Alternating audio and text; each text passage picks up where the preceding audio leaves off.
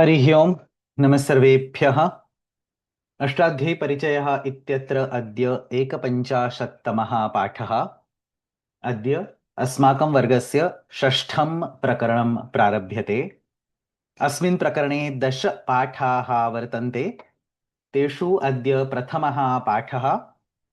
अस्मिन् पाठे स्त्र्यधिकारस्य अध्ययनं कुर्मः। आदौ वन्दनम्। शुक्लाम्बरधरं विष्णुं शशिवर्णं चतुर्भुजं प्रसन्नवदनं ध्यायेत् सर्वविघ्नोपशान्तये। येनाक्षरसमाम्नायमधिगम्य महेश्वरात् कृत्स्नं व्याकरणं प्रोक्तं तस्मै पाणिनये नमः। वाक्यकारं वररुचिं भाष्यकारं पतञ्जलिं पाणिनिं सूत्रकारं च प्रणतोऽस्मि मुनित्रयम्। अस्माकं वर्गस्य द्वे प्रयोजने अष्टाध्याय्याः आहत्य षट्शतस्य सूत्राणां व्याख्यासहितम् उदाहरणसहितं च अध्ययनम्. We have completed around 215 or so. And then अष्टाध्याय्याः प्रथमाध्यायस्य प्रथमपादस्य द्वितीयपादस्य च कण्ठस्थीकरणम्. This is mainly on you. Most of you have completed at least 1.1. Please start with 1.2. After a few modules, maybe after 7th or 8th module, I actually plan to take a verbal test of each of you where you will be asked to recite 1.1 and 1.2 fully from memory. So we still have sufficient time. I'm not asking it immediately right now, today or tomorrow, maybe 2 months later, 3 months later, but somewhere around 8th module or so, 9th module or so, we will test the memorization of 1.1 and 1.2. So those of you who have not started, we have ample amount of time. Please get started. Let us start. अद्य अस्माकं वर्गस्य षष्ठं प्रकरणं प्रारभ्यते. पञ्चमं प्रकरणं सुबन्तप्रकरणम् अस्माभिः सम्पूर्णरूपेण विस्तरेण अधीतं. तत्र अभ्यासपुस्तकस्य अपि अध्ययनं कृतम्.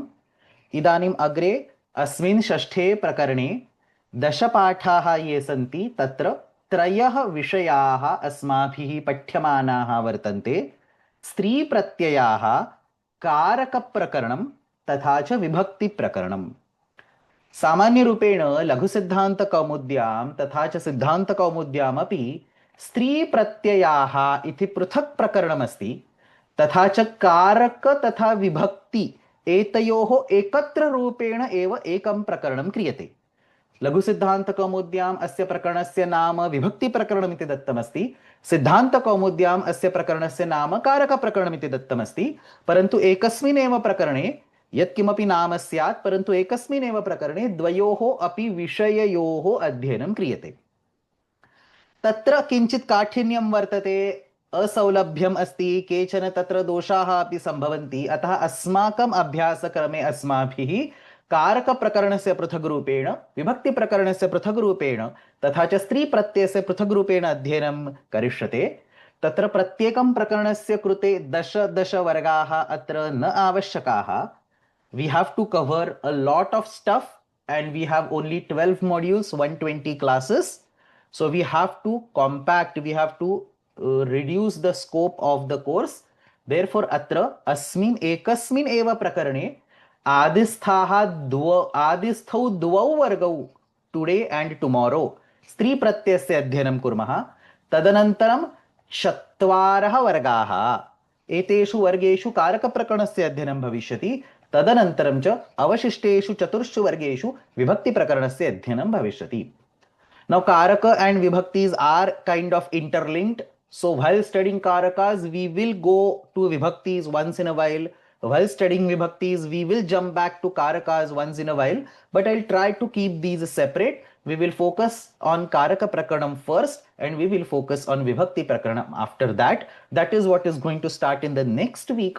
In this week, the today's and tomorrow's class, we are going to take an overview of the Stri Pratyaya Prakaranam. Now, before we move ahead, this module is a little bit different than the previous Subanta Prakaranam module, and I want to stress a little bit on that. So, in the previous module, it was fully Prakriya, Prakriya, and Prakriya. In this module, or even in the next 2 modules, the Samasa Prakaranam and Tadhita Prakaranam, there is going to be absolutely zero Prakriya but there are going to be lots and lots of concepts. Talking about Karaka Prakaranam and Vibhakti Prakaranam, the topic of Karakas is one of the most convoluted topics in Sanskrit Vyakaranam to understand. And personally, in spite of studying it and teaching it for many years, I also have some of the Hindi classes on the channel for Karaka Prakaranam. Even after that, I cannot say that I have understood it fully and unambiguously. So this actually will give you the complexity or idea of the complexity of this particular prakaranam. Everybody, Bhattoji Dikshita, Nagesha, many other Vayyakarnas have commented, written pages after pages on the Karaka Prakaranam. Karaka Prakaranam is a topic that you will see literally in every Grantham. So Grantha. So for example, if you go to the right hand side of the website, forget about all this Bala Manorama, Tattva Bodhini, Praudha Manorama, Laghu Shabdendu Shekhara. All these obviously will have multiple levels of discussions on Karaka Prakaranam. But when you go to the Arthika Granthas, Vayyakarana Bhushana Saraha, Paramala Manjusha, Vakyapadiyam, and many other books, Shabda Kaustuba, have lots and lots of convoluted discussion on the Karaka Prakaranam. So obviously we are not going to study all of them. We are just going to get introduced to this particular Karaka Prakaranam and Vibhakti Prakaranam. But even that introduction is going to be overwhelming. There are going to be lots and lots of new concepts, some things that you will have to unlearn or completely forget from what you have learned so far and just start from scratch. So please pay close attention. If required, please watch the videos after the class. Please take the notes as appropriate. Let us start with the first of this, the Stri Pratyayaha, today's and tomorrow's class. And because this is Stri Pratyayaha, let us talk about the Pratyayadhikaraha. Ashtadhyayam vidyamanaha pratyayah iti adhikarah. Asmin vishaye subanta prakaranasya adhyayanasya adau api asmabhi adhitamasti. So this slide is mostly copied from that slide deck. Everything should be familiar to you. So we have the biggest adhikara sutram in Ashtadhyayi. We have 3.1.1 called Pratyayaha. The scope of this particular adhikara Pratyayaha goes all the way till end of 5th chapter. Panchamadhyayasya samaptim yavat asya प्रत्ययाधिकारस्य व्याप्तिः अस्ति. तत्र तृतीये अध्याये धातुभ्यः विहिताः प्रत्ययाः. So sanadi pratyayas, krit pratyayas, ting pratyayas, vikarna pratyayas are all attached to dhatus. They are added in the 3rd chapter. चतुर्थे तथा च पंचमे अध्याये प्रातिपदिकेभ्यः विहिताः प्रत्ययाः पाठिताः सन्ति.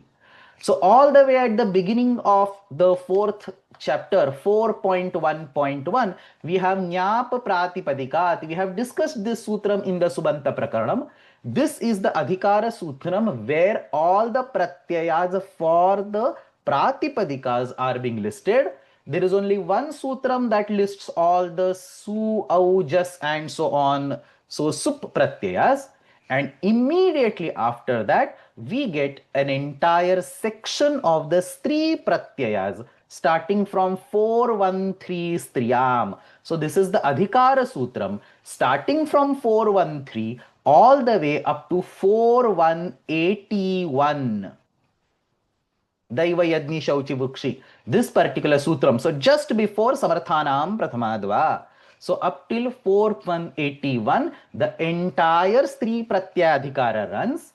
The important point is the Tadhita Pratyadhikara starts a little bit before the Stri Pratyadhikara ends. So Tadhita Prakaranasya Prarambhaha 4176 Tadhitaha Ityatra Asti. So these sutras 4177, 78, 79, 8081, these are across the two adhikaras. There is a Stri Pratyadhikara which is coming to an end and there is a Tadhita Adhikara which is just started. Etani Sarvani Sutrani Dvayoho Adhikarayoho Madhye Vartante. 4181 इत्यत्र स्त्री प्रत्यय प्रकरणस्य स्त्र्यधिकारस्य समाप्तिर भवति तदनन्तरम अग्रे समर्थाधिकारः. So this next sutram samarthanam prathamadva, one of the most important sutrams in the Tadhita prakaranam. We'll probably spend one full class on this single sutram. But for this particular sutram, from this particular sutram, Samarthadhikara starts, which is the core Tadhita Prakaranam, which we will deal in the Tadhita Prakaranam module. So for now, what we have to understand, just recollecting what we studied in the Subanta Prakaranam classes, प्रत्ययः इति अधिकारसूत्रं तृतीयाध्याये धातुभ्यः विहितः प्रत्ययः चतुर्थपञ्चमाध्याययोः प्रातिपदिकेभ्यः विहितः प्रत्ययः तत्र प्रातिपदिकाधिकारे ञाप् प्रातिपदिकाप् इति सूत्रं ञाप् प्रातिपदिकात् सो ङी plus आप प्लस प्रातिपदिक आत् पंचमी एकवचनम् अतः अस्मिन् अधिकारे विद्यमानाः प्रत्ययाः प्रातिपदिकेभ्यः विधीयते. And in the Subanta Prakaranam discussion, I conveniently omitted the discussion on me and apa. That's what we are going to focus in this module because that is associated with the Stryadhikara. So, अस्मिन् अधिकारे विद्यमाना प्रत्ययाः ञन्तेभ्यः आबन्तेभ्यः तथा च प्रातिपदिकेभ्यः विधीयन्ते. And then we also talked about प्रातिपदिक संज्ञा अर्थवदधातुर प्रत्यय प्रातिपदिकं कृत्तदित समासाश्च and प्रातिपदिक ग्रहणे लिंग विशिष्टस्यापि ग्रहणम्. सो यत्र प्रातिपदिकम् अनुसृत्य किंचित् कार्यमुक्तमस्ति तत्र तस्मात् प्रातिपदिकात् स्त्री प्रत्यये कृते यः शब्दः सिद्ध्यति तस्मात् शब्दात् अपि तादृशः एव व्यवहारः भवति. Let us now focus on this particular प्रातिपदिकाधिकार. So in this प्रातिपदिकाधिकार ञाप् प्रातिपदिकात् अत्र त्रिप्रकारकाः प्रत्ययाः सन्ति. The very first sutram स्वौजस् इति सूत्रेण एकविंशतिः सुप्रत्ययाः पाठ्यन्ते. तदनन्तरं स्त्रियाम् अस्मिन् अधिकारे आहत्य 10 स्त्री प्रत्ययाः सन्ति. Memorize these names. टाप, डाप, चाप. They form a same first group because they sound very similar. Aap, aap, aap. Then you have neep, nish, neen, ni, ni, ni. So they form the second group. And then you have miscellaneous pratyayas, ung, ti, ph, and shyang. These are the 10 pratyayas. The most important pratyayas are the tap pratyaya and the neep pratyaya. So around 80% of the sutras in the Stri Pratyaya Prakaranam are on the tap pratyaya and neep pratyaya. Rest 20% sutras are all on the remaining pratyayas. So the two most important pratyayas are tap and neep. All these Stri Pratyayas, what is the sutra range? Starting from 413 up to 4181. So around 77-78 sutras, approximate to 80 sutras. So across 80 sutras, you have 10 Stri Pratyayas. एते सर्वेपि प्रत्ययाः विशिष्टेभ्यः प्रातिपदिकेभ्यः विधीयन्ते. सर्वे स्त्री प्रत्ययाः सर्वेभ्यः प्रातिपदिकेभ्यः न विधीयन्ते. Now this might look obvious, but this is an important point worth mentioning because the pratyayas that we have studied in the previous module, sup pratyayah, तत्र किमस्ति सर्वे सुप प्रत्ययाः सर्वेभ्यः प्रातिपदिकेभ्यः विधीयन्ते. Now here that invariant changes. सर्वे प्रत्ययाः सर्वेभ्यः प्रातिपदिकेभ्यः न विधीयन्ते, विशिष्टेभ्यः एव प्रातिपदिकेभ्यः विधीयन्ते. एतेषां योजनेन स्त्री प्रत्ययान्त शब्दस्य निर्माणं भवति. अस्य अधिकारस्य व्याप्तिः 4181 इति यावत् अस्ति. And then the third adhikara in the ஞாப் प्रातिपदिकात् is the तद्धिताधिकार. So this is the division of the ஞாப் प्रातिपदिकात् adhikara, and now we are going to focus on the stri adhikara given by the striyam sutram. Now when it comes to this particular discussion of stri adhikara or the sutram striyam itself, the very first thing that comes to the mind is the concept of lingam, the concept of gender. Because the core, the fundamental idea behind this particular adhikara is to create certain words that will run in the strilinga. So the purpose of the pratyayas in the striadhikara is to change the gender of the words. You have the word deva happily running in the pullinga form, and then you pick a pratyaya from this adhikara and add it to that, you get devi. Artha doesn't change, it's same, the god itself, but now the linga changes and the word runs in the feminine form. Ataha adau स्त्र्यधिकारस्य चिन्तनात् पूर्वं लिङ्गस्य विषये किञ्चित् अध्ययनं कुर्मः. Now, the word linga is commonly translated as gender in English, but that's actually not the correct translation. It may be practical translation, but it is not 100% correct translation. The correct translation of lingam is marker, indicator, chinnam iti tasya artha. There are many places in commentaries where the word lingam is used to indicate the meaning of chinnam. But in the current context, the chinnam or the lingam that we are talking in the context of the Stri Prakaranam is obviously the Puman, Pumlingam, Stri, Strilingam, and Napumsakam. So that's again the chinnam, that's again an indicator. Now, this topic of lingam can be discussed, can be studied, learned specifically in the context of Vyakarana Shastra at two levels. Lingasya chintanam dvabhyam prakarabhyam sambhavati. This is important. Padarthasya lingam tatha cha padarthasya vachaka shabdasya lingam. Kim nama padarthasya lingam? A man, a woman, or take any animal, say a tiger, a male tiger versus a female tiger. So, padarthasya lingam, the gender associated specifically with an object. And this particular gender can only make sense for living entities. So, padarthasya yadlingam tat kevalam chetana padarthanam krute sambhavati. Ramaha, Puman, Sita, Stri, and so on. And how is this gender determined? Now here is what the word chinnam or meaning of chinnam would make sense. Chetana padarthanam sharireshu vidyamanani vishishtani chinnhani drishtva padarthasya lingasya nirnayaha bhavati. अस्मिन् विषये अनेकाः कारिकाः सुप्रसिद्धाः वर्तन्ते. So I have just quoted two of them over here. पुंस्त्वं तु लौकिकं मेढ्रवत्वं स्त्रीत्वं सयोनिता अयोग्य इंद्रिय योगित्वम क्लीबत्वम अवधार्यताम. So kleba is napumsaka. So pumstva, the male gender, and stritva, the female gender, can be learned by the respective reproductive or genital or marker organs that will indicate that corresponding gender. Another example, stanakeshavati stri syat Lomashaha. Lomashaha is the one who has mustache and beard. Lomashaha purusha smritaha ubhayoho antaram yaccha tadabhave napumsakam. So simple shlokas to understand. Obviously these are to be taken as with a pinch of salt as representative.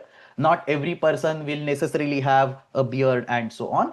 There are many such shlokas that will characterize or that will give you various aspects of determining the gender of an object, a padartha. They are all to be taken upalakshanartha, or the representative. But now this kind of definition does not make sense for non-living objects. So how do you classify a river as a masculine or feminine? How do you classify a parvata, a tree, sky, and so on? So this kind of definition makes no sense or has no use in Vyakarana Shastra. So specifically talking about Vyakarana Shastra, what matters is padarthasya vachaka shabdasya lingam. So the word that is used to indicate that particular object, what is the linga hypothetically determined for that object? So for that word. So padarthasya vachaka shabdasya lingam idam shabdasya lingam asti. Etattu sarvesham padarthanam krute sambhavati. So pratyekam padarthasya vachaka shabdaha tasya shabdasya lingam. And that is exactly why all the way when you started learning Sanskrit, you always have to say, you have always said, akaranta pullingaha grantha shabdaha. ईकारांत स्त्रीलिंगः नदी शब्दः. You don't say ईकारांत स्त्रीलिंगः नदी पदार्थः. It is not a padartha that has a linga over here. It is the shabda which has the linga. पदार्थस्य वाचक शब्दस्य अत्र लिंगम किम इति अस्माभिः उच्यते, and it is this linga which matters in the Vyakarana Shastra and in the language in general. So अस्य लिंगस्य प्रयोगः व्याकरणे भाषायां च क्रियते. Now, in the books that discuss these topics in details, I also have that particular discussion available on the website in, I think, Striyam or Ajad, they just have one of the sutras. But they have tried to map the gender of the object with the gender of the word associated with the object. So for living entities, it's simple. You look at some signs or markers on the body and decide whether it is a pullinga or strilinga. For non-living entities, they try to come up, they in the sense Vyakarnas, try to come up with some hypothetical concept of using sattva, raja and tama and their interconnections and relative percentages of each of these and their interaction between them, and somehow say that even non-living entities with a certain interaction of sattva, rajas and tamas will be called pullinga, that is the padartha. The non-living entities with a different kind of interaction will be called strilinga and napumsakalinga and so on. That's a little bit advanced topic. I don't want to go in that. Those of you are interested, I have written it somewhere in one of the sutras, I think. I don't know which one of them. निर्जीव पदार्थानाम लिंग विधानम कथम. So basically sattva, rajas and tamas is that particular concept is used for giving the linga even for the non-living entities. Those who are interested can read this, but this is completely out of scope of our course. For now, we will only focus on padarthasya vachaka shabdasya lingam. And why we are not going to focus on both of them? Another level of confusion is that padarthasya vachaka shabdasya lingam tatha cha padarthasya lingam. So the linga of the object and the linga of the word need not be same. So samanam eva syat iti na avashyakam. The object may have one linga, but the word for that object may have completely different linga. So two concepts should not be mixed, at least at this particular level. So here are examples. Ramasya daraha Maithili Kularatnam. The wife of Rama, Maithili, is a gem of her family. So the same person, Sita, is being addressed as Daraha. Akaranta pullingaha Dara Shabdaha. Maithili, Ikaranta Strilingaha Maithili Shabdaha. Kularatnam, Akaranta Napumsakalingaha Kularatna Shabdaha. So same person who has the feminine gender as a padartha is being expressed by three words in three different lingas. So padarthasya vachaka shabdasya lingam tatha cha padarthasya samanya rupena svikrutam lingam samanameva syat iti avashyakam nasti. Tvameva mata pita tvameva tvameva vidya dravinam tvameva. So tvam, you are referencing one single god and you are saying you are mother, you are father, you are even the vidya, and dravina is dhanam. So dravinam napumsakalinge, mata strilinge, pita pullinge. Nakshatramidam krittikaha. You point out to a star and you say idam nakshatram krittikaha. So krittikaha is akaranta strilinga, nakshatram is akaranta napumsakalinga. So padarthasya vachaka shabdasya lingam tatha cha padarthasya samanya rupena svikrutam lingam samanameva syat iti na avashyakam.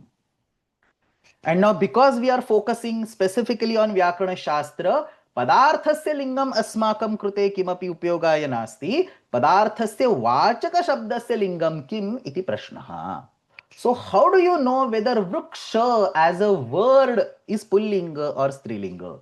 How do you know if mati as a word is pullinga or strilinga? Forget about the object that lies behind it. How do you know the linga of the word? Because that is what is going to determine all your vibhakti tables and everything else in the language. अतः पदार्थस्य वाचक शब्दस्य लिंगस्य निर्णयः कथं करणीयः? पदार्थस्य वाचकशब्दस्य लिङ्गनिर्णयः कथं करणीयः इति चेत् we have this particular book called Paniniya Linganuशासनम. It is there all the way in the initial part itself, Paniniyam. We have talked about this in all the way in the beginning of our course when we did some introduction of some granthas. So अत्र पाणिनिलिङ्गानुशासनम् इत्यस्मिन् ग्रन्थे भिन्नानि सूत्राणि सन्ति. एतेषां सूत्राणाम् आधारेण भिन्नानां शब्दानां लिङ्गनिर्णयः कर्तुं शक्यते. So there is a striadhikara, and then there is a pullingadhikara, and then there is a napumsakalingadhikara, and so on. So linganuशासनम् अस्मिन् ग्रन्थे बहूनां प्रातिपदिकानां लिङ्गनिर्णयस्य सूत्राणि सन्ति. So क्तिन्नन्तः, this sutram will say सर्वे क्तिन् प्रत्ययान्त शब्दाः स्त्रीलिङ्गवाचकाः सन्ति. घयवन्तः, this sutram will say sarve ghai pratyanta shabdaha pullingavachakaha santi, and so on. There are so many different sutras over there. Feel free to go through, and very simple sutras actually. You should be able to interpret them on your own. So Brahman Pumsi cha. So it is in the Napumsakadhikara, and it says the word Brahman is Pullinga as well as Napumsakalinga. So you can say Ayam Brahma, or you can say Idam Brahma. Obviously, the meanings are different. Idam Brahma is Parabrahma. Ayam Brahma is the Brahma Deva. But the word exists in two forms, the Pullinga as well as Napumsakalinga. So go through this particular Linganuशासनम if you want. So Linganuशासनम अस्मिन् ग्रन्थे बहूनां शब्दानां प्रातिपदिकानां लिङ्गस्य विषये सूत्राणि दत्तानि सन्ति. अष्टाध्याय्यामपि कुत्रचित् प्रातिपदिकानां लिङ्गनिर्णयस्य सूत्राणि सन्ति. So Ashtadhyayi is not focused on the linga nirnaya of the pratipadikas, but some cases, very few cases, you see some sutras. So for example, sanapumsakam, samahara dvandva samasena nirmitaha shabdaha, samahara dvigu samasena cha nirmitaha shabdaha, napumsakalinge eva prayoktavyaha. So ahi nakulam, Panipadam, Panchagavam, that's the example of Samahara Dvigu. The Napumsakalinga of these words is given by Sutra in Ashtadhyayi. Ardharcha Pumsicha. Ardharchadi iti kashana ganaha asti, like Sarvadigana, Chadigana and so on. Ardharchadigane pakitaha shabdaha pullinge napumsakalinge cha prayujjante. So then some words that belong to both the ganas are given, both the genders are given. But to be honest, whether it is Linganuशासनम or whether it is Ashtadhyayi, etani sutrani sarva samaveshakani na santi. They try to give the linga of the maximum words, but it is not 100% fully encompassing. You cannot rely on that 100%. Like you can rely on Ashtadhyayi for 100% rules of grammar. That's not the case with either Linganuशासनम or those handful of sutras of Ashtadhyayi. Ataha shabdanam lingasya nirnayaha katham karaniyaha. So maybe for 80% of the cases or 70% of the cases, Linganuशासनम or the sutras of Ashtadhyayi are useful. But what about remaining 30% of the cases? So shabdanam lingasya nishchayena nirnayaha katham karaniyaha iti cheta charthe dvandvaha ityatra sutre bhashyakaraha vadati, and look at this. Lingam ashishyam lokashrayatvathi lingasya. What does Bhashyakara say? Bhashyakara say lingam ashishyam. Ashishya means does not need to be told. Shasa iti dhatuhu asti. Shasa means to instruct, to tell authoritatively. So Anushasanam or Shasanam, that's where the Shasa verb sits. From this Shasa verb, there is a Kyapa Pratyayanta form called Shishya. Nothing to do with Guru Shishya. This word Shishya means worth being told or should be told. And the word is negated. So Lingam Ashishyam. Lingam Vaktum. Lingam Jnapaitum. Na avashyakam. Bhashyakara himself says that while Linganuशासनम and Ashtadhyayi do a good job, it is not necessary to have such kind of sutras. There is no need to tell the linga, there is no need to tell the gender of these particular words. Why? lokashrayatvat hi lingasya. Somebody is saying shishta prayoga. So that's correct. Lokashrayatvat hi lingasya. Loke ye prayogaha kriyante. You look at a scholar how they are using the words. When a scholar continuously says eshaha vrikshaha and he doesn't say idam vriksham, then you understand that vriksha word is in the pullinga. So loke krutan prayogan drishtva shishta prayogan drishtva tatra shabdanam lingasya jnanam bhavati. So Bhashyakara says very important line lingam ashishyam. So Linganushasana and Ashtadhyayi are all great, but lingam ashishyam लोकाश्रयत्वात् लिंगस्य शब्दानां लिंगस्य ज्ञानं लोकव्यवहारात् एव भवति. There is a question over here. Does a samasta pada samasa shabda have lingam? See, every pratipadikam is going to have a lingam. So, krut tadhita samasascha makes all samasas pratipadiks. Therefore, automatically it follows that all samasta padas will have lingam.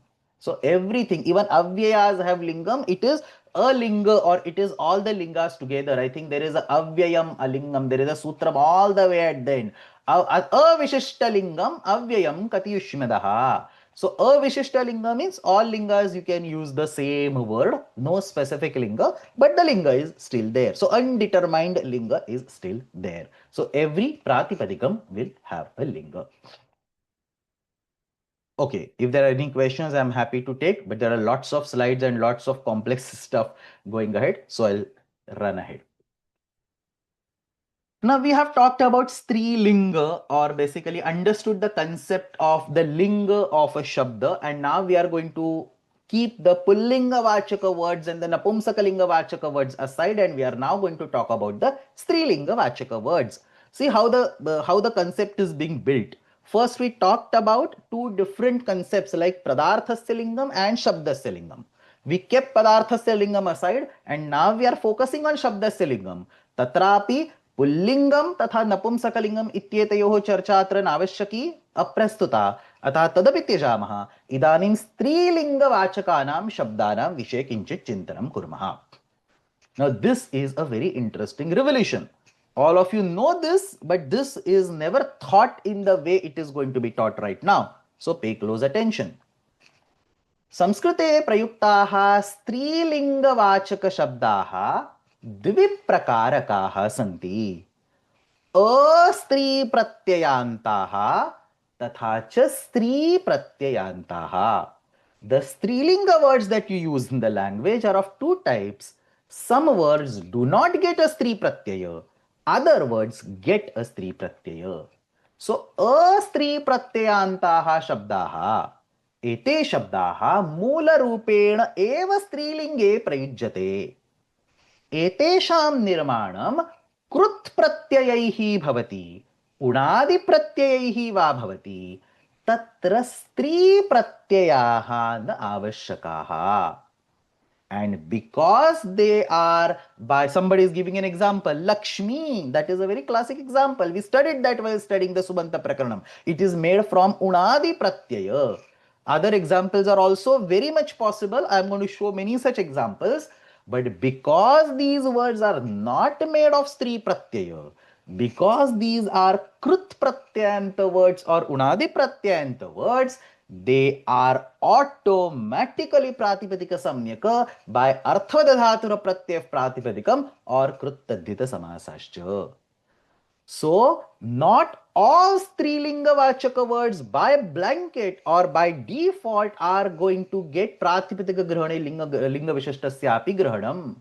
When a strilinga vachaka word, strilinga word is inherently made up of a krut pratyaya or an unadi pratyaya, अर्थवत्वात् कृदन्तत्वात् एव तस्य प्रातिपदिक संज्ञा भवति. So mati, mana dhatu plus ktin pratyaya. We are going to learn ktin pratyaya. Mana dhatu plus ktin pratyaya is mati.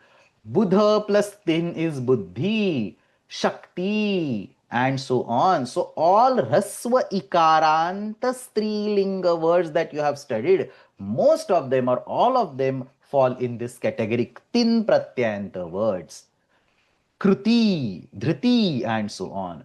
Lakshmi, वधू, मातृ, रुकारांत स्त्रीलिंग शब्द मातृ, and lots of all the halant strilinga words, sarit, vach, dish, all these words. Now actually it will become very clear that maximum words that you have studied are all arthavatvat or krudantatvat pratipadika samyaka, because there is no stri pratyaya at the base of them.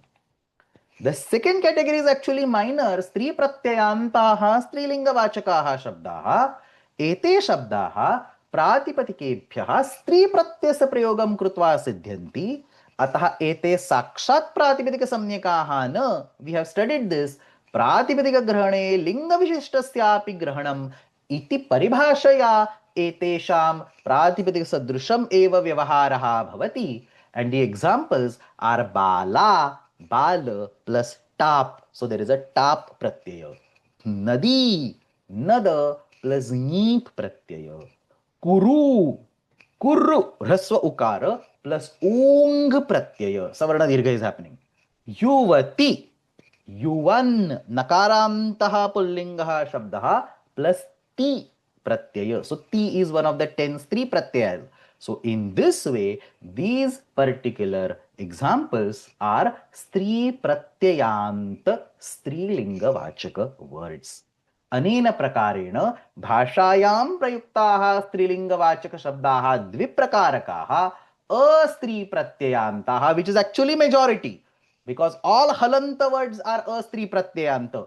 Stri pratyaya will only create either akaranta or ikaranta or ukaranta or ukaranta, and the only exception is yuvati, which is a rasva ikaranta word.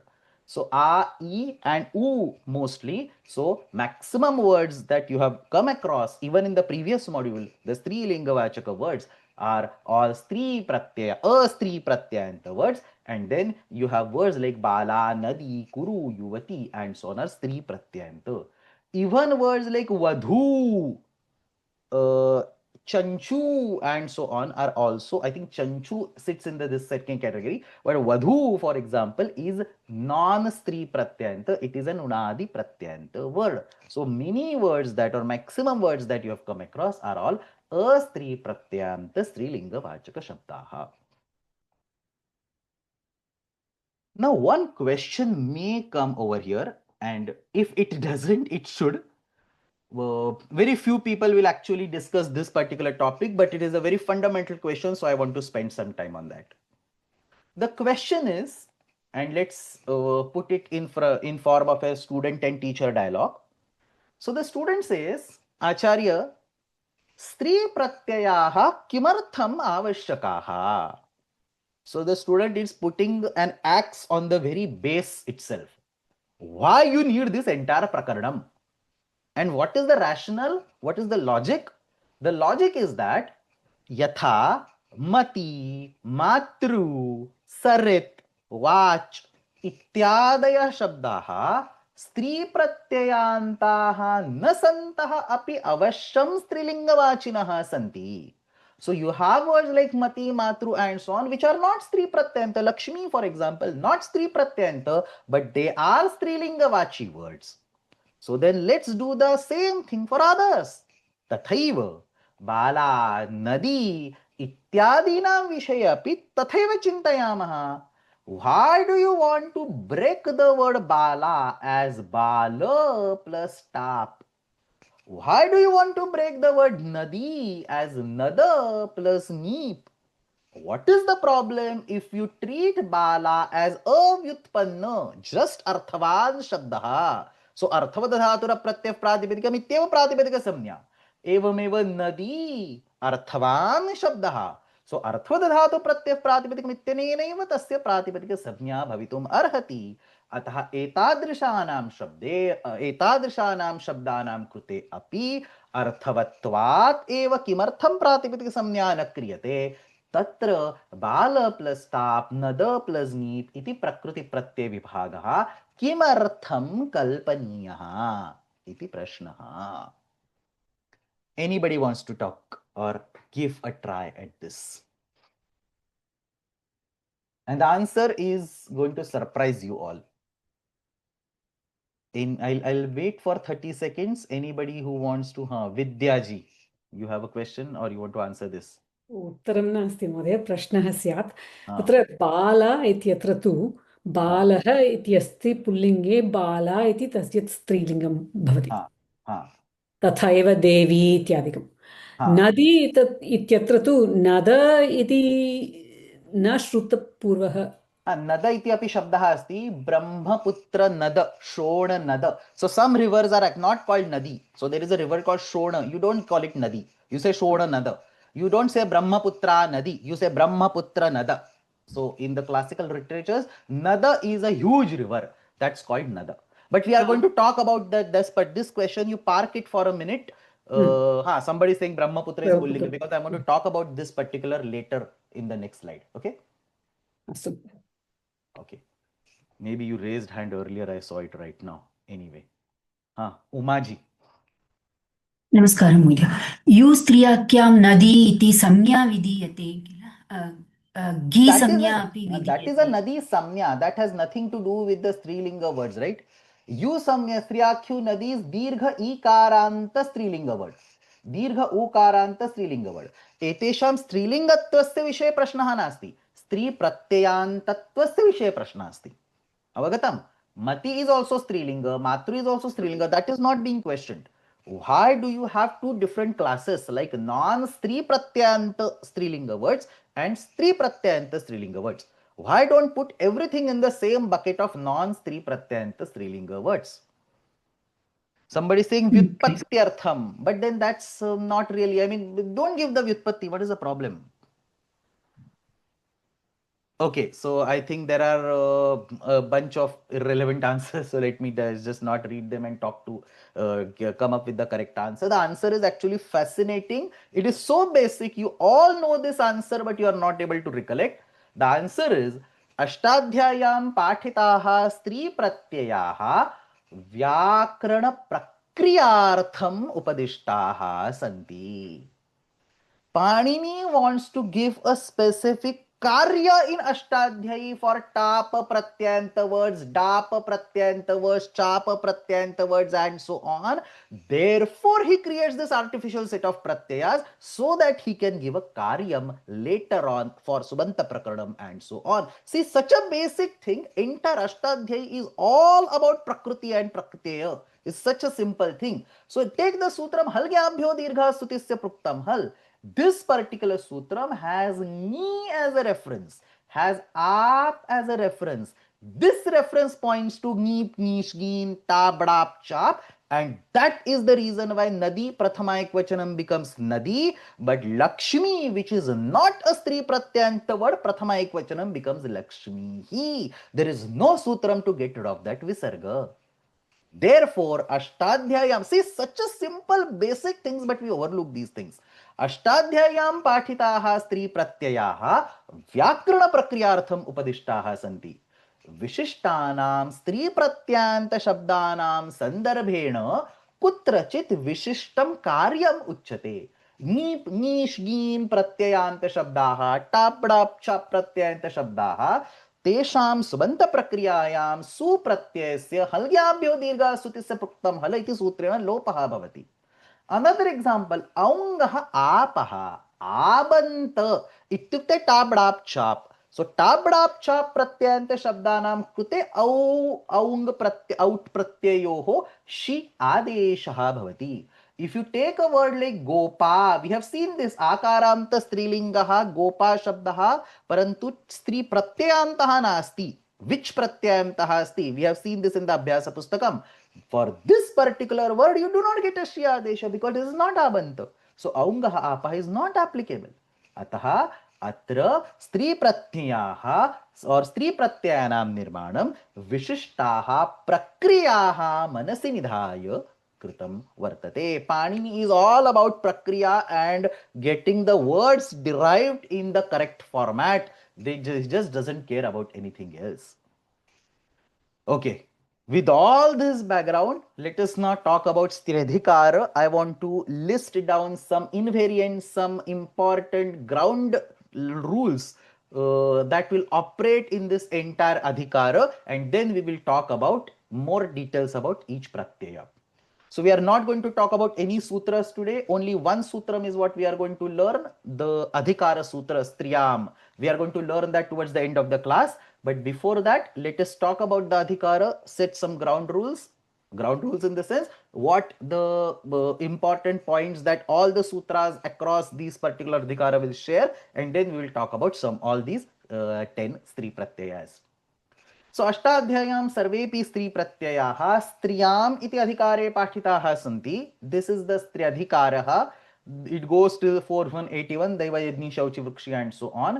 दश स्त्री प्रत्ययाः टाब्डाप चाप नीम गेश गेन ओंग. So that's कुरु. टी that's yuvati, shva and shang. Some of the important rules. एते स्त्री प्रत्ययाः प्रातिपदिकेभ्यः विधीयन्ते, धातुभ्यः न विधीयन्ते.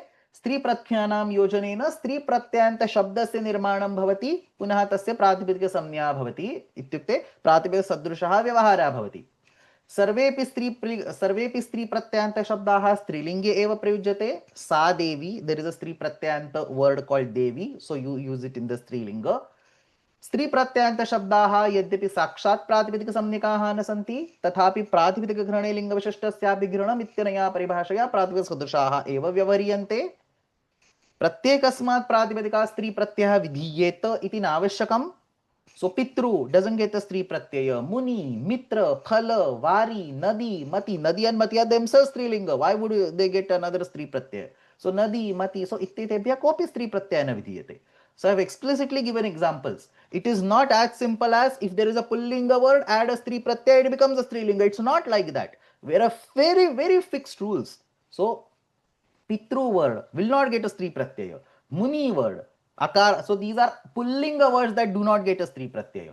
Mitra, Phala, Vari, these are the Napumsakalinga words that do not get a Stri Pratyaya. Nadi, Mati, they are Strilinga words that do not get a Stri Pratyaya. So, not necessarily every Pratipadika gets a Stri Pratyaya. Complex conditions are there. That's why this particular Stri Pratyaya Prakaranam is not fun to learn. It's very complex. Too many ganas are there, too many, I mean, it's not Utsarga Apavada complexity. Is basically too many ganas are being listed and then various conditions that you have to match. If it is a name of a jati, if it is a name of a varna and so on, and only then you come up with what is a final Stri Pratyaya. So not very interesting to learn. Anyway, सर्वे स्त्रीलिंगवाचक शब्दाः स्त्री प्रत्ययान्तः एव स्युः इति नावश्यकम्. So we said that स्त्रीलिंगवाचक words are of two types, अस्त्री प्रत्ययान्तः and स्त्री प्रत्ययान्त. So I am just reminding that सर्वे स्त्रीलिंगवाचक शब्दाः स्त्री प्रत्ययान्त एव स्युः इति नावश्यकम्, मति, मातृ and so on. Last important point, what someone was asking right now, understand this. यस्मात् प्रातिपदिकात् स्त्री प्रत्ययः विहितः सः शब्दः भाषायां तादृशः इत्युक्ते स्त्री प्रत्ययं विना प्रयोक्तुं शक्यः एव स्यात् इति न आवश्यकम्. Understand this. If a word gets a स्त्री pratyaya and a well-known strilinga word is formed, it does not automatically mean that underlying pull word to which the स्त्री pratyaya is given will work in the pullinga form. So here is an example. Khatva plus tap becomes khatva. So khatva means a cot, a bed. This is a very well-known Strilinga word, Akaranta Strilinga Shabdaha. But the corresponding word Khatva, if you go in the search in the Kosha, you will not find anything under Khatva. So Khatva iti Shabdaha Bhashayam Naiva Vidyate. So somebody was asking the example for Nada and Nadi. So that is not a valid example because you have the word Nada, Brahmaputra, Nada, Shona, Nada and so on. But for examples like Khatva plus Tap, Khatva, Khatva is not used in the language. Khatva is used in the language. Mala plus tap mala. Mala is not used in the language. It might be used in the samasa with different meaning and so on. But mala as soon as standalone word is not in the language, mala is used in the language. Shala, shala, and so on. So there are many such words where the corresponding pullinga version, or not pullinga, corresponding prakruti, where the stri pratyay is not yet attached, that prakruti need not be usable as it is in the language. Any questions so far? If there are no questions, we are now going to take an overview of all these 10 stri pratyayas. There is a lots and lots to learn, but this is just an overview. And in tomorrow's class, we are going to study actual sutras.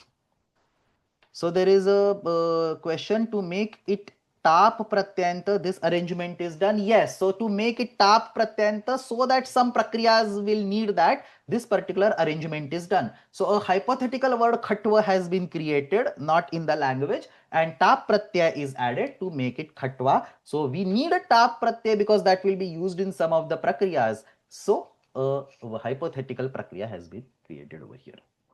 So that is correct. Let us move on. Let us talk about the stri pratyayas. As I mentioned, 10 stri pratyayas are there. Ta, bda, chap, neep, nish, gin, ung, ti, shph, and shyang. These are 10 stri pratyayas. You have to memorize them. Let's go to the first set of three pratyayas. Ta, bda, chap. Ta, bda, chap, etesham a iti drishya roopam. Takaraha, dakaraha, chakaraha, pakaraha, itsamnyakaha. आ इति दृश्यरूपम् एते त्रयः आप प्रत्ययाः इति नाम्नापि ज्ञायन्ते. So least common whatever denominator, आप प्रत्ययाः.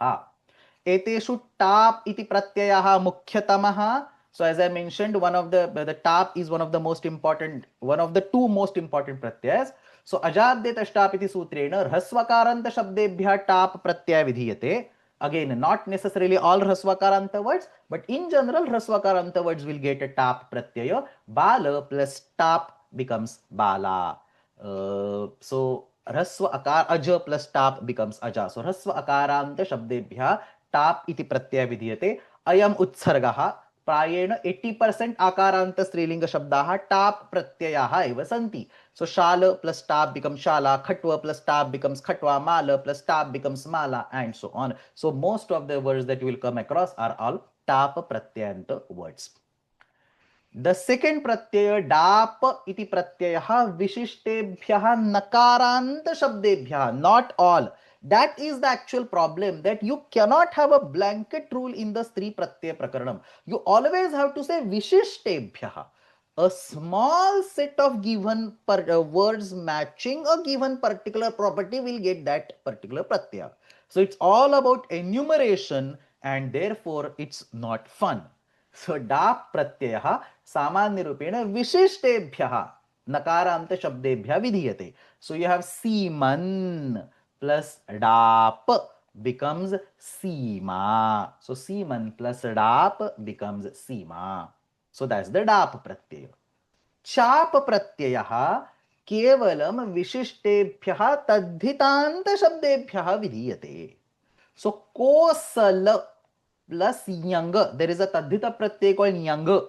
If you apply the tadhita pratyay yang to kosala, you get a very familiar word called kausalya, and then you add a chap pratyay on kausalya to get kausalya. So kausalya is a specific tadhita pratyayanta word. Again, not all tadhita pratyayanta words will get chap. Vishishtaha tadhita pratyayanta shabdaha तेषां कृते स्त्रीलिंगे चाप इति प्रत्ययः विधीयते. So kausalya plus chap becomes kausalya.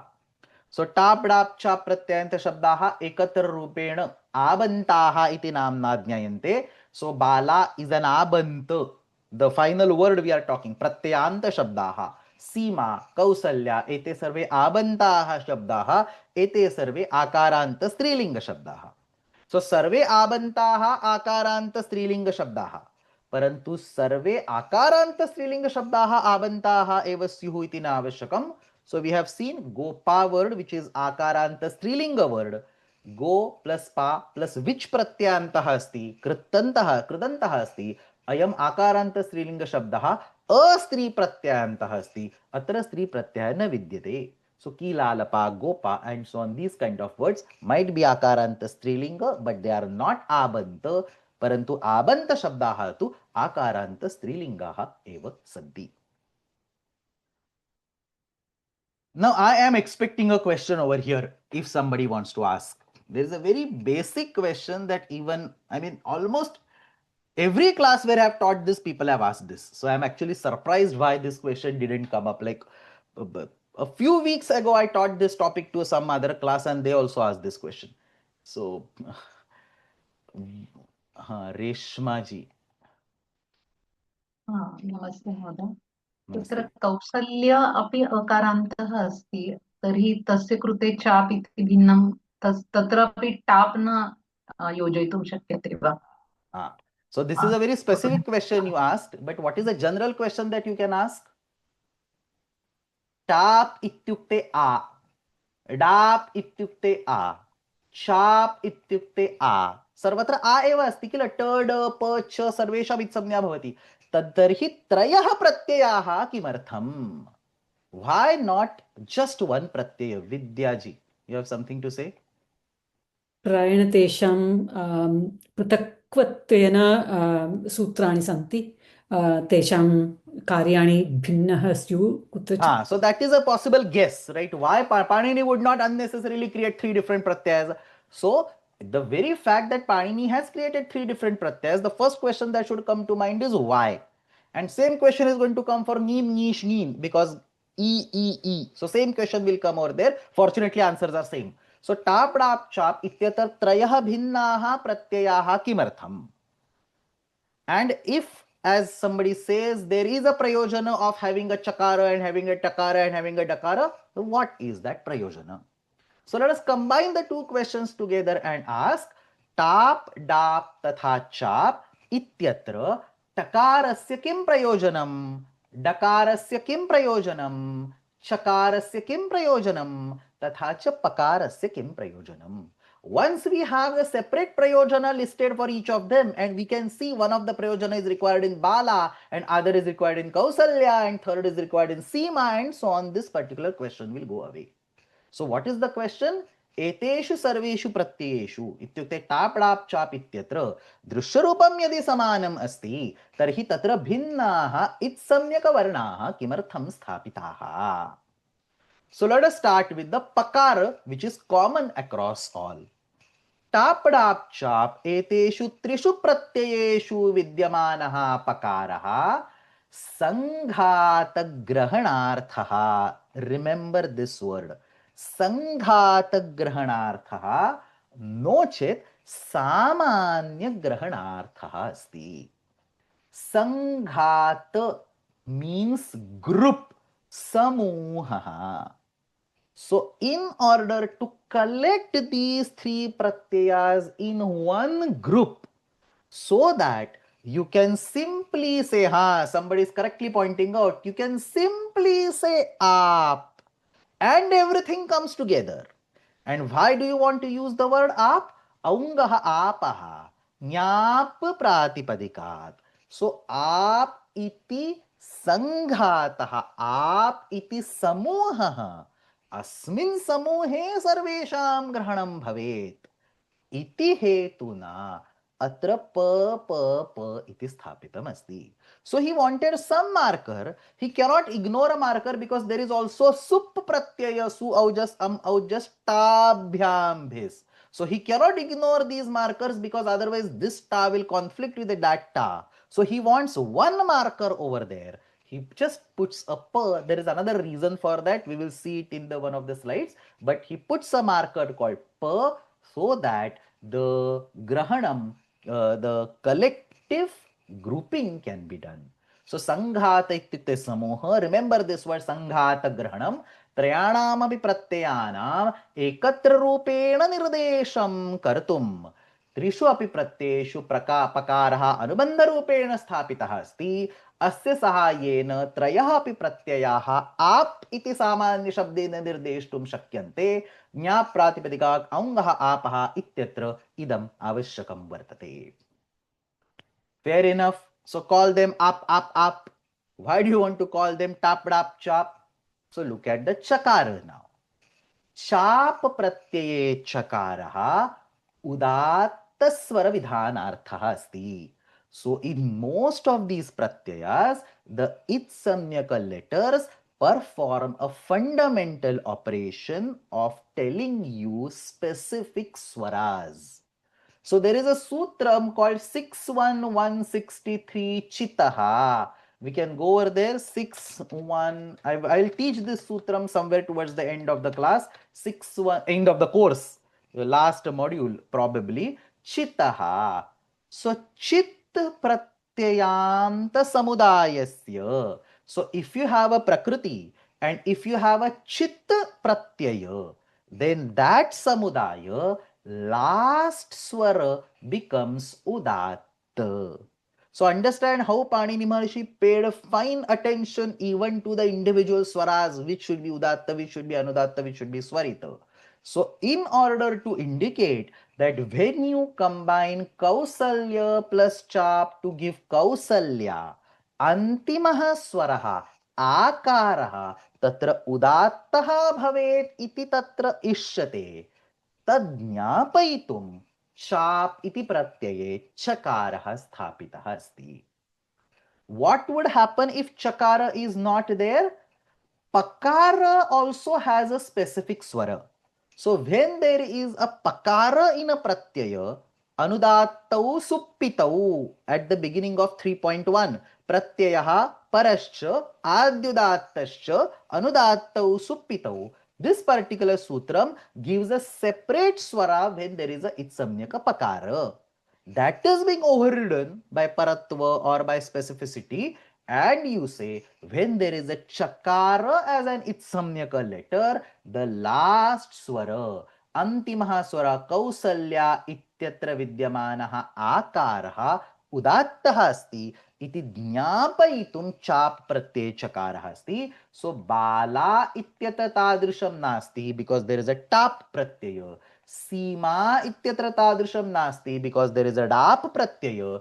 But Kausalya इत्यत्र अन्तिमः स्वरः आकारः उदात्तः अस्ति.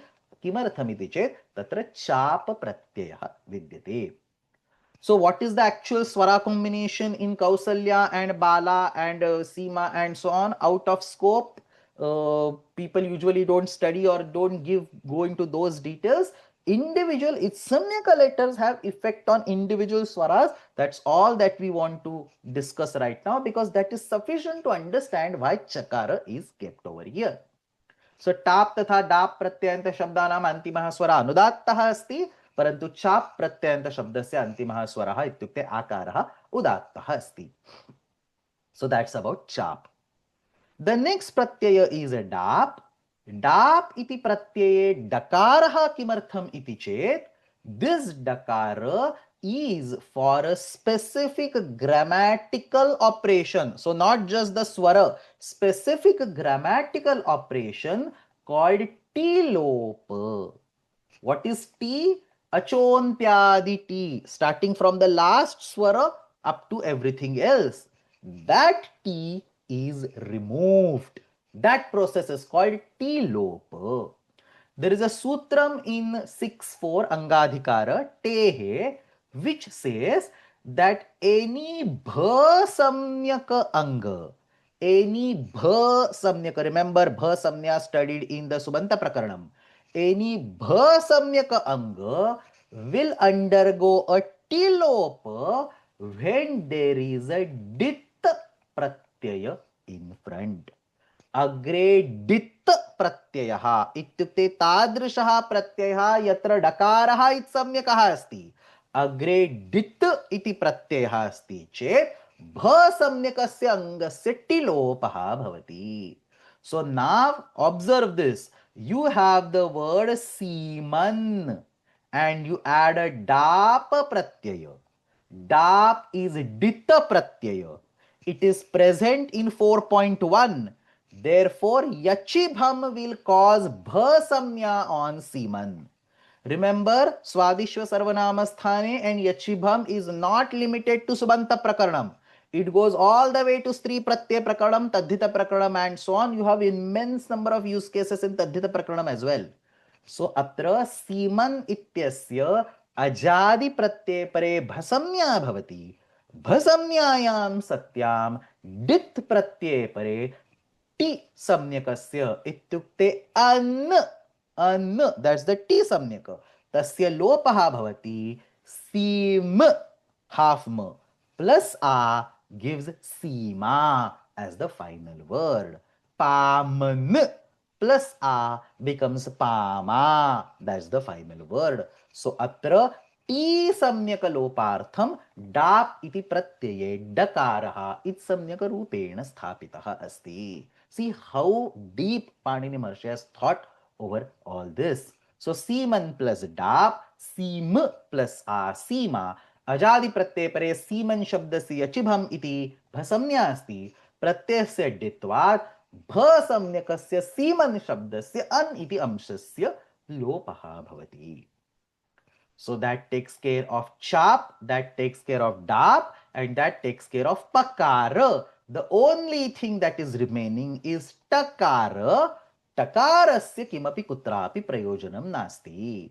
The takara does not have a prayojan in any prakriya. Takara does not have prayojan in any swara. Absolutely no prayojanam. A random letter is placed over there so that tap doesn't feel out of the group. So two people have worn caps. It's a group of three people. One has worn a red cap, other has worn a green cap. So in order for everybody to appear equal, the third one is given a blue or a yellow cap. So top इति प्रत्यये विद्यमानस्य टकारस्य प्रक्रियासु कुत्रापि किमपि प्रयोजनं नास्ति. तर्हि top प्रत्यये टकारः किमर्थं स्थापितः इति चेत् सामान्यग्रहण विघातार्थः. Look at the word sanghata vighatartha. Look at the word that is at the top of the slide. Sanghata grahanartha, coming together. So pakara was added to indicate a similarity. Takara was added as a distinguishing character. Sanghata vighatartha. So ta makes it different from da and cha. So pakara is added for combining together. Takara is added for separating out. Takaraha sanghata vighatarthaha nochit samanya grahana vighatarthaha. So we have pakara for sanghata grahana. You have to memorize these words. Sanghata grahana versus sanghata vighata. Samanya grahana versus samanya grahana vighata. So whatever is the word you take, you say vighata. Samanya grahana vighatartha, sanghata grahana vighatartha, or sanghata vighatartha. Sangha is samoha. You break that samoha and pick a single entity from that. So that's the vighata, breaking down. But there might be another question grammarians ask, why is this breaking down needed? You just say aap. What is the problem? Tap, chap, dap, and aap. Why you need an extra qualifier takara if it is useless? And the answer lies in a little bit of Shastra Charcha. This slide is going to take a little while. Next slides are actually very easy. But before that, let me take a question. Is there any significance of using cha, da, or ta for specific work? No, Panini just wanted to use some markers. Sometimes he uses cha, he picks random letters, cha, ta, da, and so on. Instead of cha, you can use cha. Instead of ta, you can use ma. But you have to be consistent. So Panini just, it's as if asking, why ayuna? Why not ayupa? Why ruluka? Why not ruluga? He wanted to pick some letters being itsamyaka at the end. He just picked those like ana, ka, and so on. In exactly the same way, he used itsamyaka letters like cha and gave a certain karya, ta and a certain karya, da and a certain karya, and so on. Now this next particular slide is a little bit Shastra Vishaya. The slides after that are going to be easy. So understand this, that there is another reason why Panini was forced to... somebody is almost given an answer, but let me first speak the question. So Panini has given takara without any prayojana. The grammarians push further and say, why takara is needed? Why don't you say aap, chap, and dap? And somebody almost gave a correct answer. They say aap becomes overloaded. So now when you reference to the word apa, it is not clear whether you are referring to the single apa pratyaya or whether you are referring to a combination, a collection of apa, chapa and dapa. Very good, that is the answer. So apa cannot be kept standalone. A random takara has to be inserted, because otherwise the word aap will become ambiguous. Aap might on one end mean aap, like nyap pratipadikat or aungah aapaha. You have aap word over there. It will mean aap or it will mean chapa dapa aap. But then a grammarian crosses that. He says, Vyakhyanato Vishesha Pratipattir Nahi Sandeha Lakshanam. When you have a sandeha, go and look at the Vyakhyana. If the Vyakhyana says it is a single apa, use a single apa. If the Vyakhyana says it is chopped up and apa, use chopped up and apa. So Vyakhyanato Vishesha Pratipattihi. So while your argument is correct, it is not sufficient. There is a reference to the Vyakhyana that you can take, or you can resort to the Vyakhyana. Is everybody with me so far? Understood what is the to and fro discussion happening between Purva Paksha and Uttara Paksha? If everybody is clear by this point, somebody is saying lauka, lopaha, luka, shlu, luka. So there is a lakara common. In the same way, there is a pakara common here. We will keep that particular point aside. The reason why Panini Maharshi is forced to add a takara in tapa is extremely basic, subtle. There is a paribhasha in Vyakarana Shastra.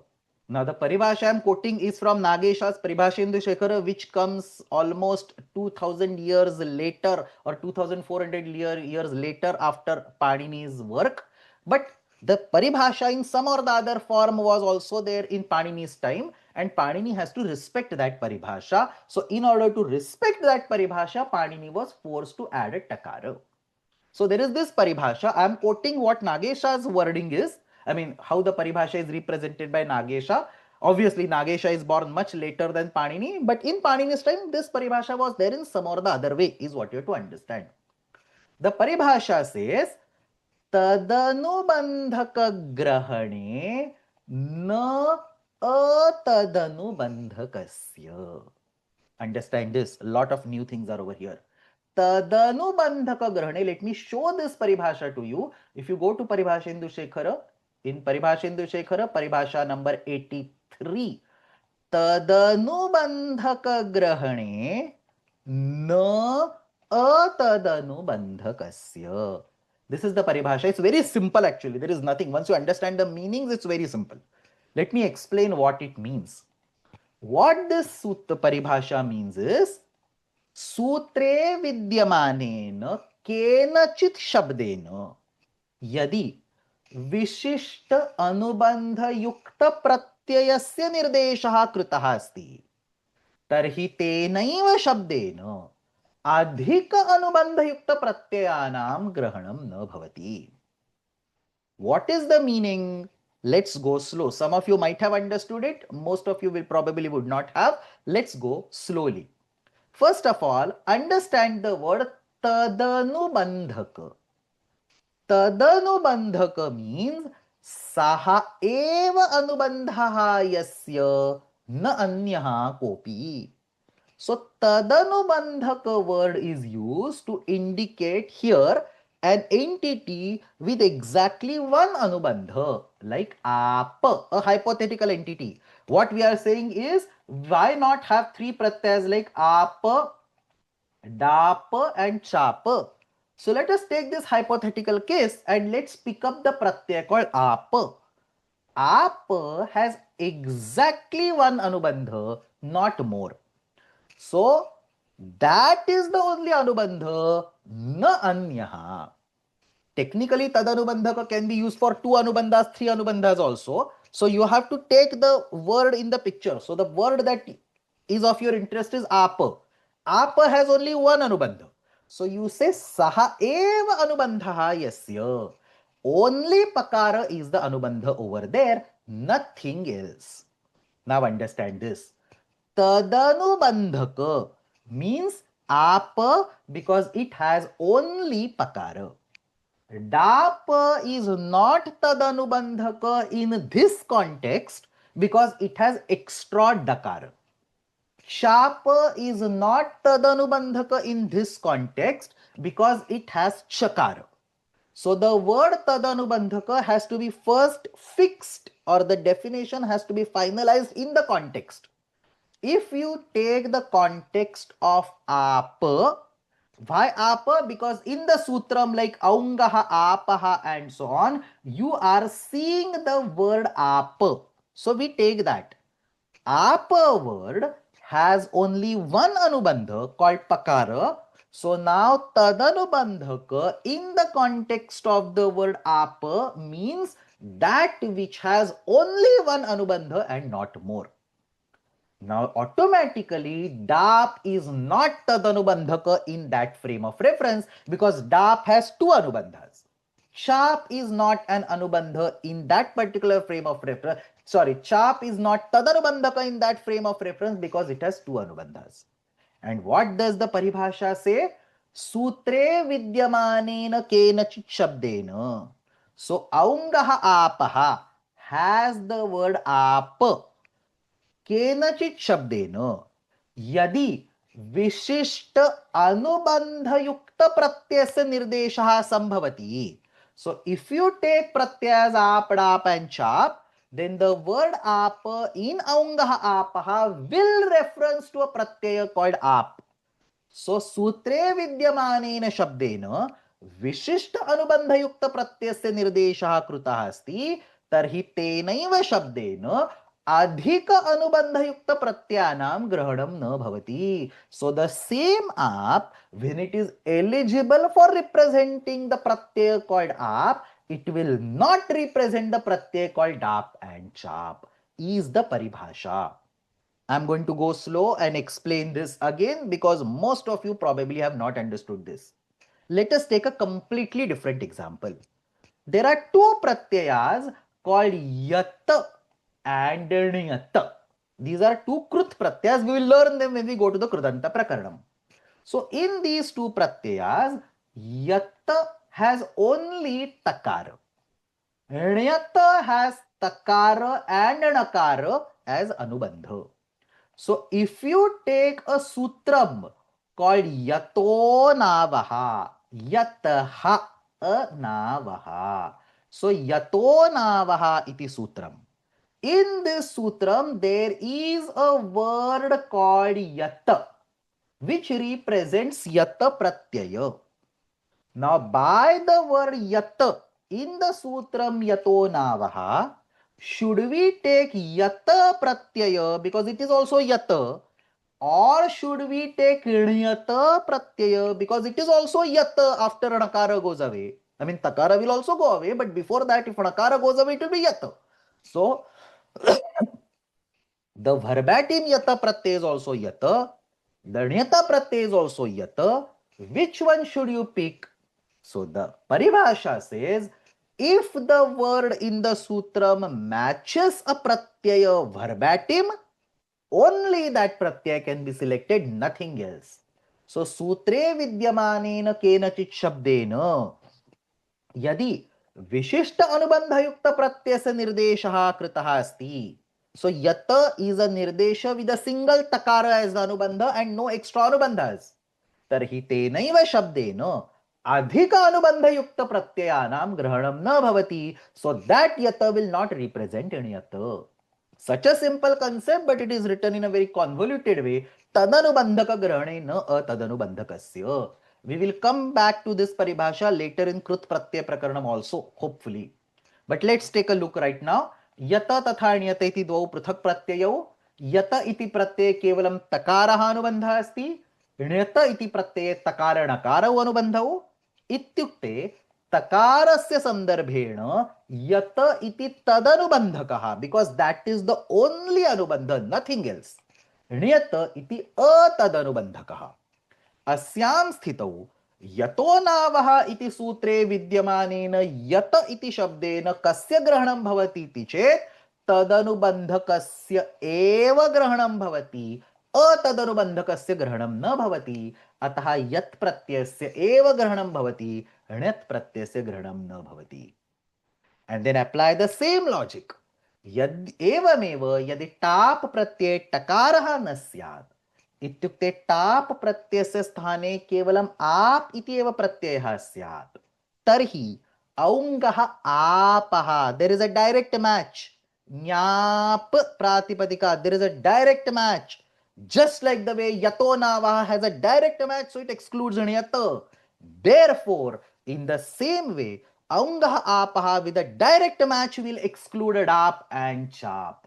So, kevalam tadanubandhakasya ap pratyaseva grahanam bhavet, dap chap pratyo grahanam naiva sambhavet. Asyam sthito, there will be a problem for words like Seema, Kausalya. You won't be able to apply Ongaha, Apaha and so on.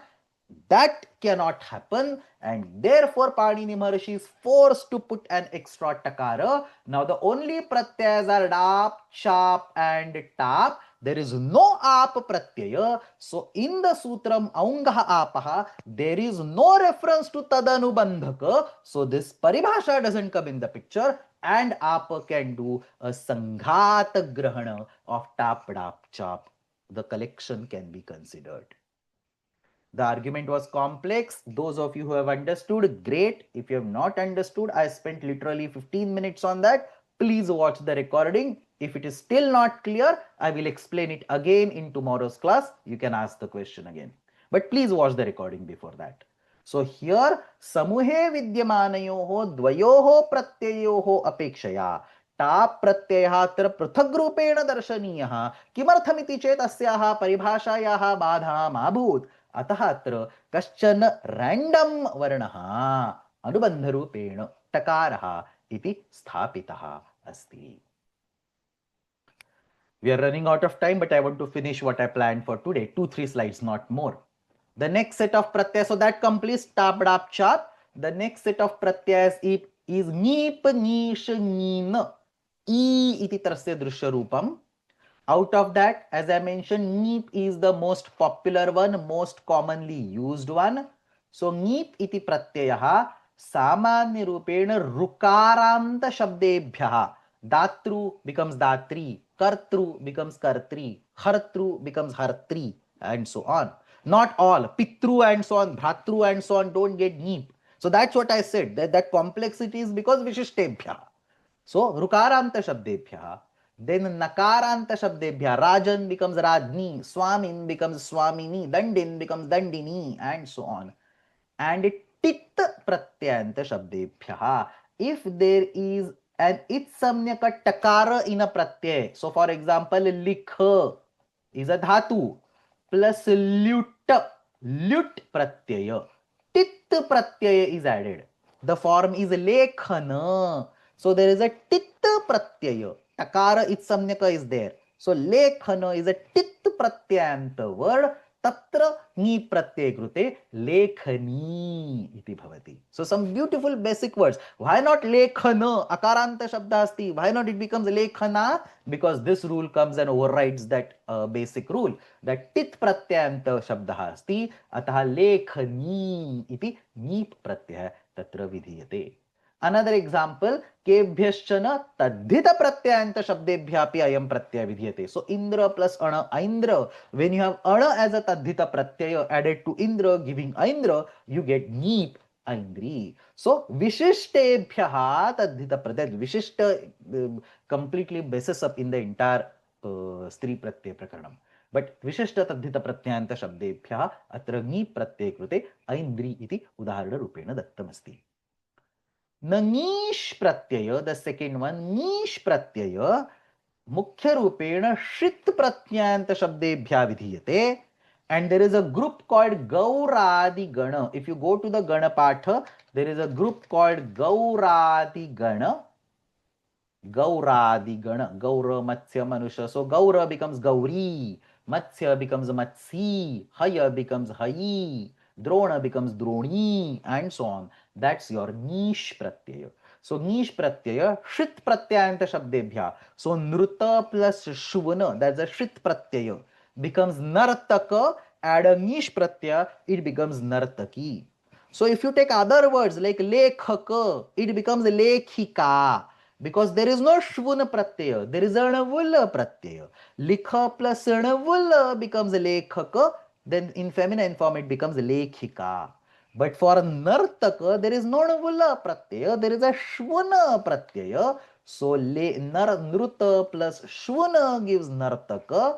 The shakara brings the nish pratyaya. Nartaka plus nish becomes nartaki. Gaura plus nish becomes gauri. That's the gauradi gana. And finally, the last pratyaya mean, there is only one sutram in the entire Stri Pratyaya Prakaranam. There is a gana called Sharangravadi.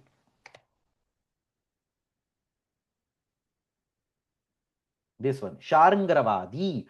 Sharangravadyayaha नीन. So Sharangravadi gane ye shabdaha santi. You can see some Brahmana, Gaugulava, Baida, Gauta and so on. Etebhya नीन pratyaya vidhiyate. So Sharangarava plus नीन becomes Sharangaravi. So the most important is the Neep Pratyaya. 95% of the Dirgha Ikaranta Strilinga words are Neep Pratyayanta words. Some handful of them are niche and some very handful of them or very small portion of them are Neen Pratyayanta words. Now the same question, why so many Samyaka Varnas? Now I'll just run through. You will probably understand everything that I'm talking. So Neep, Nish, Neen, Eteshu Pratyeshu, Nakaraha, Sanghatagranartha asti. So you need a common handle. So Nakara is added. So Nya Pratipatika. There are other sutras like Gharupa, Kalpa, Chelang and so on. There is Nyone Kachora Swaha. So there are references to Neep, Nish, Neen Pratyas together. So the Ngakara is for Sanghata Grahanartha. The Pakara is for Swara Vidhanartha. So Pakara is Anudatta Swara Vidhanartha. The Nakara is Udatta Swara Vidhanartha. So in case of Nipa, Pakara brings Anudatta Swara. In case of Nada plus Nip, Nadi, the Ikara is Anudatta.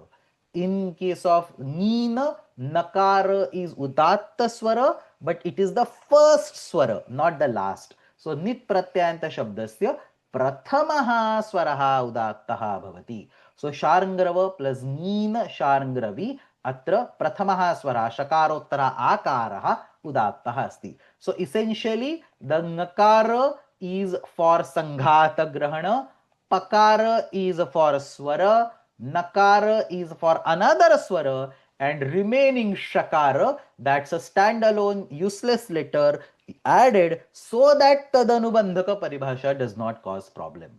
So Nish Pratyay Shakaraha Sanghata Vidhatarthaha. So an extra qualifier was needed, just like the way Takara was added in top. The same reason Shakara is added in niche, because you want an extra qualifier. Otherwise, the reference to me would not have taken the other two. It would have only taken niche. It would have only taken the ni pratyaya if you don't include Shakara. In order to avoid that, tadarubandhakena atadarubandhakasya, that paribhasha forces to put a random letter that Shakara was added over here. So Shakaraha Sanghata Vighatarthaha Kevalam Tadanubandhakasya Pratyaseva Granam na syat iti hetuna atra Shakaraha Sthapitaha asti. Second last slide. The remaining pratyas, I'm just going to give an overview. The next pratyaya is Ung pratyaya. U iti tasya drusharupam asti. Vishishtebhyaha ukaranta pratipatikebhya vidhiyate. So example is Kuru plus Ung becomes Kuru. A stree of the Kuru dynasty is called Kuru with a dirgha ukara. Kuru vamshasya stree Kuruhu iti namna jnayate. So that is the Ung pratyaya. Only one sutram, specific ukaranta words. Vishishta. This word is a sharp in the Stri Pratyaya Prakaranam. Ti is a Stri Pratyaya, only used for the word yuvan. Yuvan iti ekasmadeva pratipadikaat ti iti Stri Pratyaya vidhiyate. Why is these Ti Pratyaya created only for one word? To exploit or to use the existing prakriya capabilities. So when you have u1 plus ti, takaradi pratyay will give a pada samnya on yuvan. By getting a pada samnya because of swadishva sarvanamasthane, and nalop of pratipadikantya will get rid of nakara, giving the word as yuvati. So the prakriya of yuvati is very simple. First you get a pada samnya, then nalop of pratipadikantya will get rid of nakara because there is a pratipadikam padam, and then yuva plus ti becomes yuvati. So that is the only reason why the ti pratyaya is given. The next shva pratyaya, we are not going to study it in the course. Just one line description over here. No sutra will be taught tomorrow. Shva iti stri pratyaya vishishta tadhita pratyanta shabdebhya vikalpena vidhiyate. So shva is added on a certain tadhita pratyayas. The beauty or the unique property of shva pratyaya is that shva pratyayadanantaram nityam nish pratyaya bhavati. This is the only thing that you need to know. I am not going to teach this pratyaya tomorrow. It's not in our course. The only thing that you have to understand is shpa pratyaya is very special. It is a stri pratyaya, but it brings another stri pratyaya on the top of it. So garga plus ya becomes gargya. That's the ya pratyaya. It is a tadhita pratyaya. Once you have the gargya word, you add a shpa pratyaya. Not shpa, shpa pratyaya. You add a shpa pratyaya and then you add a nish pratyaya. So you have an original word gargya with a full yakara. Gargya, original word which is a yay pratyayanta word, and then add one stri pratyaya and then second stri pratyaya, giving gargyayani. So one stri pratyaya and other stri pratyaya is added. So two stri pratyayas are added on the top. The next one is even more complex. Again, one line description here and no reference will be done tomorrow. So shang is the last stri pratyaya. It is not directly added anywhere. So sakshat kutrapi na vidhiyate, parantu kutrachit. In some cases, there is a tadhita pratyaya called ana or a tadhita pratyaya called iya. Asya adesha rupena shang iti pratyaya uktah asti. Asmad anantaram nityam chap pratyaya vidhiyate. So the prakriya example is you have kumudagandhasya apatyam stri. There is a person called Kumudagandha. His daughter Kumudagandhasya apatyam stri. Asmin arthe, first you add ana which is a tadhita pratyaya. So you take the word Kumudagandha, add ana which is a tadhita pratyaya. This ana undergoes an adesha called shang. So you have Kumudagandha plus shang. And then on the top of it, you add a pratyay called chapa. We have seen this earlier in Kausalya. So add a pratyay called chapa to get Kaumudagandhya. So Kumudagandhasya apatyam stri, Kumudagandha plus ana plus chap, Kaumudagandhya. In this way, you have the final pratyaya called shang. Out of this, we will study all the first 8 pratyas. I will not talk about the shpa pratyaya. I will not talk about the shang pratyaya. It is not in the course.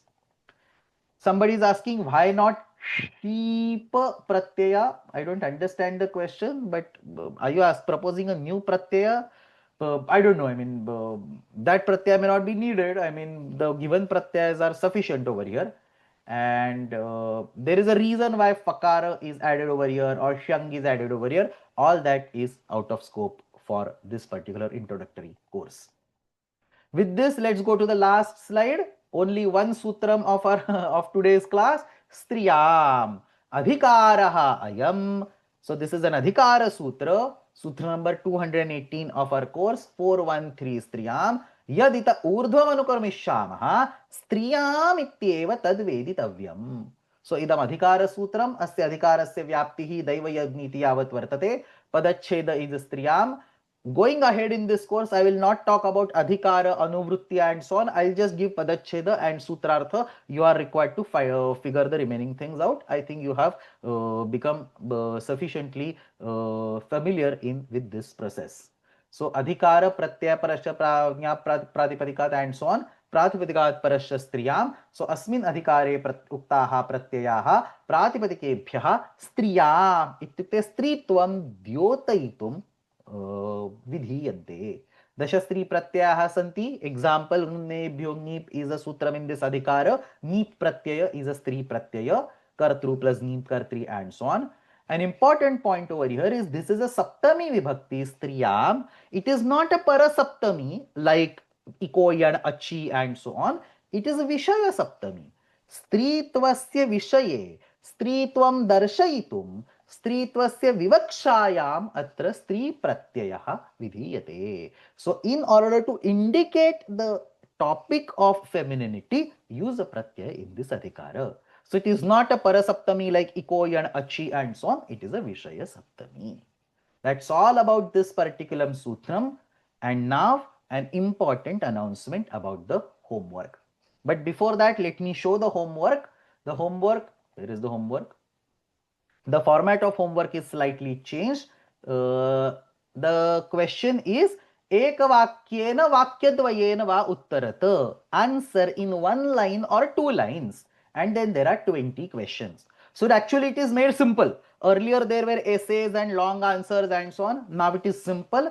Ekavakyena vakyadvayena va uttarat. And there are 20 questions over here. I'll read some of them. So Kausalya shabde kaha stri pratyayaha ka prakriya. स्त्रियामित्यत्र कीदृशी सप्तमी. शं प्रत्ययस्य कः विशेषः.